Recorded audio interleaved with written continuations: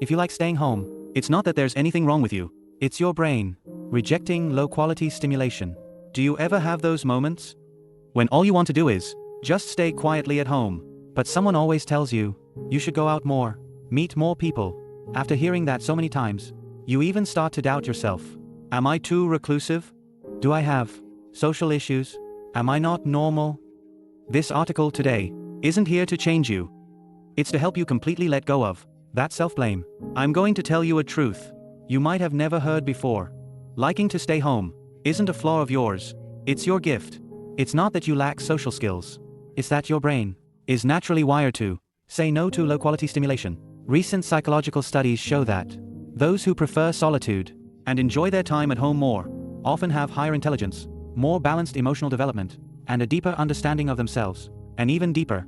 In other words, you're not just hiding at home, you're actually creating a more elevated mental space for yourself. The French philosopher Pascal has a famous quote, and every time I read it, it really hits me. All of humanity's misfortunes stem from one fact: they don't know how to quietly stay alone in a room. Think about it. Isn't that true? Most people can't stand being alone, so they desperately run out, seeking all sorts of shallow relationships, lively parties, noisy drinking sessions. They use these superficial excitements to escape their inner selves, but end up creating more anxiety, exhaustion, and emptiness. But you're different. You're not afraid of loneliness. You even enjoy solitude.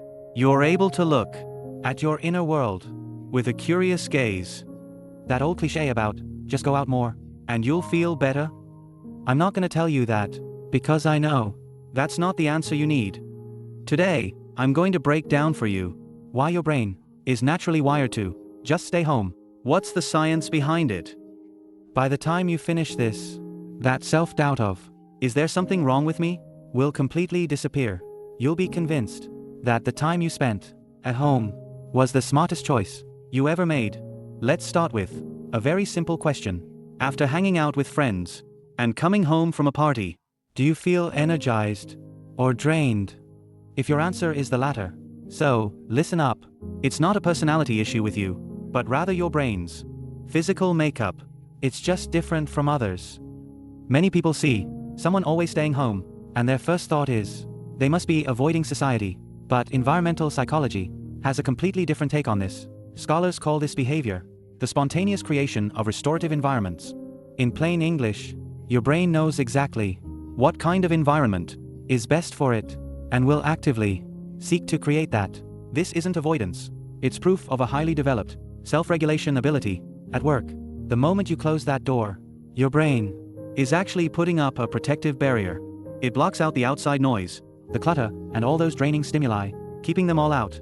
Only within that barrier can your mental energy truly be replenished. Let me explain why this happens. From a brain structure perspective, deep inside your brain, there's a small organ called the amygdala. It's only the size of an almond, but its role is critical. It's like a 24-hour, non-stop alarm system, specifically designed to sense potential threats in your surroundings, like a subtle change in someone's expression, or a slight shift in tone, or a hint of awkwardness in the room. Your amygdala can, in less than 0.3 seconds, pick up on these signals. And for those who prefer staying home, especially highly sensitive people, their amygdala's sensitivity is set incredibly high. Take the noise in a restaurant, for example. Some people's amygdala won't see it as a big deal and just ignore it, but your amygdala will sound the alarm. It's processing a ton of complex information, but that's not all. There's another area of the brain, called the prefrontal cortex, located at the very front of the brain. It's like the control tower for your entire brain. It's responsible for judging situations and coordinating emotions. It integrates complex information and handles the highest level of cognitive functions. Studies show that people who prefer solitude have significantly higher activity in their prefrontal cortex than average. What does this mean? It means even when you appear to be resting, your brain is constantly analyzing, interpreting everything around you, and giving it meaning. Here's an analogy to help you understand. If an average person's brain is like a regular digital camera, so your brain is like an 8K cinema camera, the picture quality is unmatched. Every single frame is incredibly sharp, but each file size is ridiculously huge. When you go to a loud dinner party, your brain records everything everyone says, Every expression, every subtle shift in atmosphere, the background noise, even the flickering lights, all in 8K ultra high definition. But what about others? They're using 480p. They just casually shoot and casually save. The result is that your storage space fills up super fast. After the gathering, others say, "That was fun. Let's do it again soon," while you're completely drained and just want to go home and crash. It's not that you have a negative personality, it's that your data processing resolution is on a completely different level. So, what unique traits do people with this high-resolution brain usually exhibit? Let's break them down one by one. First, your tolerance for small talk is extremely limited. You've definitely experienced this kind of situation, sitting at some social event. Everyone's talking on the surface, but in reality, no one is truly communicating. When one person speaks, the others seem to be listening, but in their heads, they're thinking about what they'll say next. You see right through it all. You accurately sense that emptiness and pretense, and your energy, in that moment, drains away rapidly. This isn't because you're introverted. It's because your brain has a strong aversion to interactions lacking sincerity. Conversations without genuine connection are like junk food to you, devoid of nutrition. No matter how much you consume, you're never full. But at home, you don't need to perform. You don't need to force a smile at unfunny jokes or pretend to care about uninteresting stories. Research actually confirms this. Those who value authenticity and seek deep connections have higher life satisfaction when they have time for solitary reflection rather than formal socializing. So, if you're in a situation wanting to leave early, that's not a social flaw. It's just that your standards for depth and sincerity are higher. Second, your sensory antennae are incredibly precise. A Friday night in a packed restaurant, for most people, is just a lively weekend scene. But for you, it feels completely different. The clatter of plates, laughter erupting everywhere, the faint flicker of fluorescent lights, the hum of someone talking on the phone at the next table, all of it rushes towards you at once, like a flood. Scientists call this phenomenon cognitive load. There's a limit to the amount of information the brain can process simultaneously, and your brain collects far more information at once than others, so you reach that limit much faster. That's why the space of home is so important to you. At home, you're not just simply lying around. You're adjusting all the environmental variables to the state that best suits your brain. The brightness of the lights, the room temperature, the types and volume of sounds. This isn't laziness. It's someone with a precision instrument who's trying to maximize that instrument's performance. By carefully crafting the optimal environment, your brain gets overloaded in the stimulating outside world, but in an environment you control, it can show amazing focus and creativity. Third, you treat your home like a workshop. From the outside, you might just look like someone lounging around at home, scrolling on your phone, or just zoning out. But actually, what's happening inside, no one knows. Maybe you're totally absorbed in a book. Maybe your thoughts are building up, developing new ideas. Maybe you're quietly creating something, painting a picture, writing some words, coding a program, or even just tidying up something you haven't touched in ages. Your favorite thing. Psychology calls this state the flow state. When you're in flow, your sense of time disappears, your self-awareness melts away, and you're completely immersed in what you're doing. But to enter flow, there's one absolute condition: an undisturbed environment. If someone knocks on your door every 3 minutes, or if there's constant noise around, you just can't get into that state. Everyone throughout history who created great works, without exception, all needed time alone. And this is why, if you can be at home and focus on something 4 hours, it means your brain is autonomously creating the conditions for flow. This isn't isolation. Instead, you're building for yourself a deeply immersive environment. Fourth, you truly know how precious quiet peace can be. At some point, you must have realized that the stress from complicated relationships is the most expensive bill in the world. Those dinners where people gossip behind others' backs. You know, those people who, every time you meet, just dump all their complaints on you. And those relationships that take you days to recover from after you've seen them. After going through all that, you naturally start building up your defense mechanisms. Psychology calls this the ability to set boundaries. Interestingly, this ability is generally higher in mentally healthy individuals. Letting go of unnecessary relationships, choosing quiet evenings, that's not withdrawing from society. It's a decision only those who know how to protect their own peace can make. Curling up on the couch with your pet, or reading a book with your favorite music playing. Those who constantly chase external thrills simply don't understand the value of this time. For those with inner turmoil, this tranquility might seem boring, but for you, it's freedom in its purest form. In fact, research on cortisol repeatedly confirms that this spontaneous solitude reduces stress hormone levels, a significant drop, and your immune function gets a boost. You're not just hiding away, you're nurturing yourself. Fifth, you're acutely aware of the true weight of time as a resource. You might be unconsciously doing these calculations. 2 hours traveling to and from a meeting spot, 3 hours at a party. Out of those 5 hours, the truly meaningful conversation only lasts a mere 20 minutes. The remaining 4 hours and 40 minutes are spent on commuting, waiting, and listening to pointless small talk. If you spent those 5 hours at home instead, you could finish half a book, make progress on a long-delayed project, or simply do nothing at all and truly rest.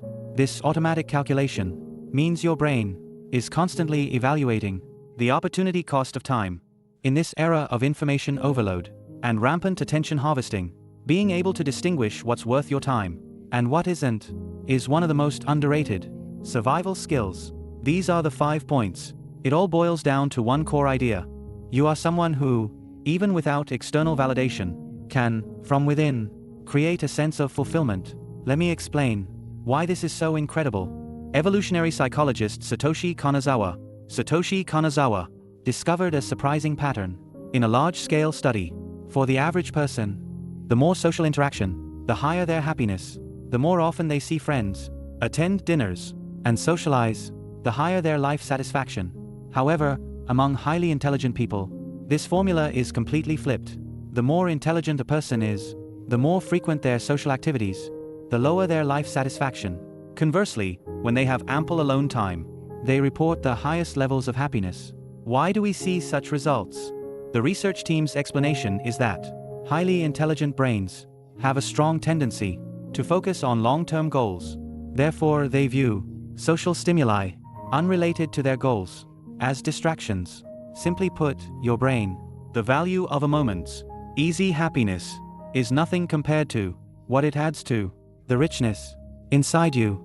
You don't need noisy external stimulation because you're already rich enough inside.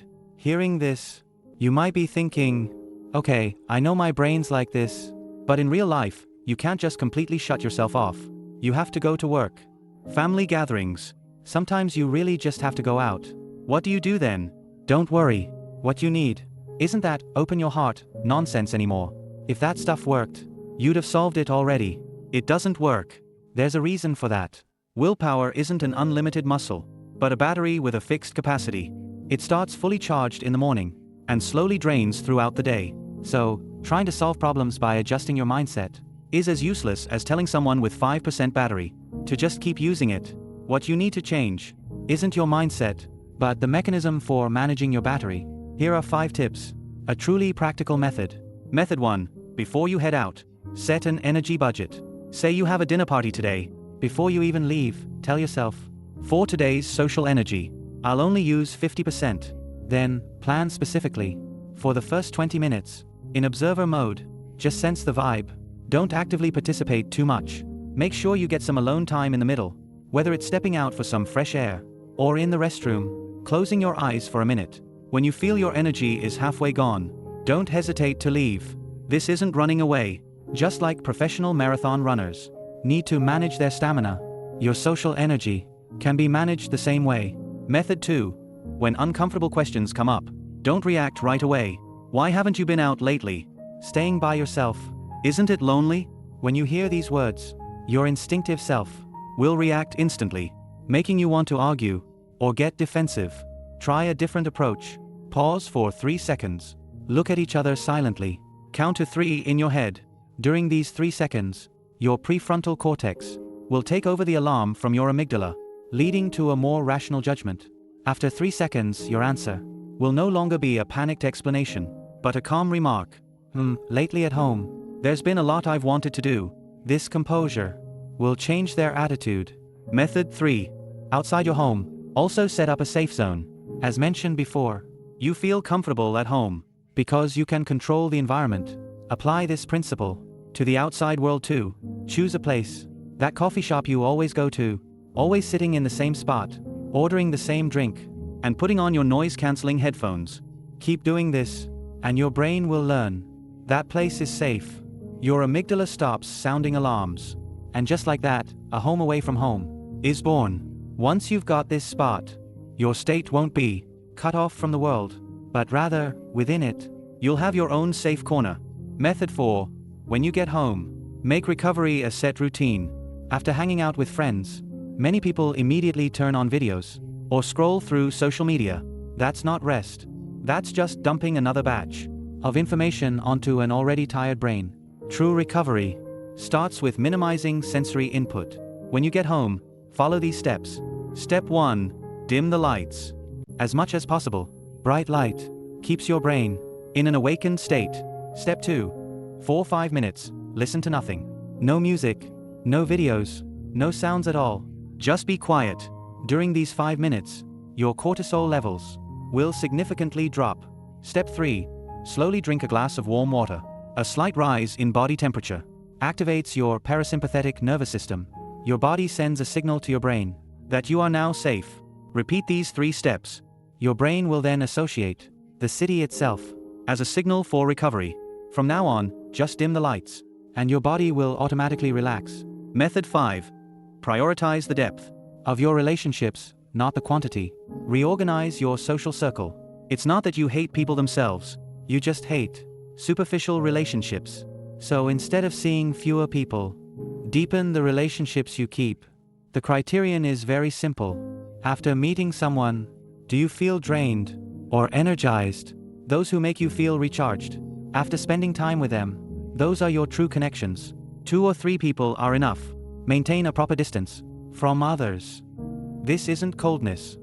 It's the minimum condition for your brain to function healthily. Finally, I want to tell you something. You are not someone who needs to be corrected.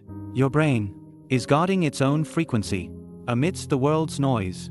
You don't need to force yourself to adjust that frequency to please others. You just need to design an environment that matches your frequency and people who are on your wavelength. By your side. Tonight, before you sleep, just do one thing. Turn off the lights, close your eyes. For 5 minutes, just feel your breath. Don't think about anything. Then, say to yourself in your heart, I am okay. I am creating my own world. Neuroscience research shows that. Keep telling yourself this, and your prefrontal cortex will start to accept this phrase as part of your self-identity. It'll just take it in. It's just a tiny phrase, but it'll be the first line of code to redesign your brain. The time you spend at home, it's not a waste. It's a depth the world can't handle. You're in that quiet space, building it up, little by little, every day. That's your way. That's your strength. If you're reading this and thinking, this is exactly how I feel, then you're not alone. Feel free to leave a comment. It turns out I'm not the only one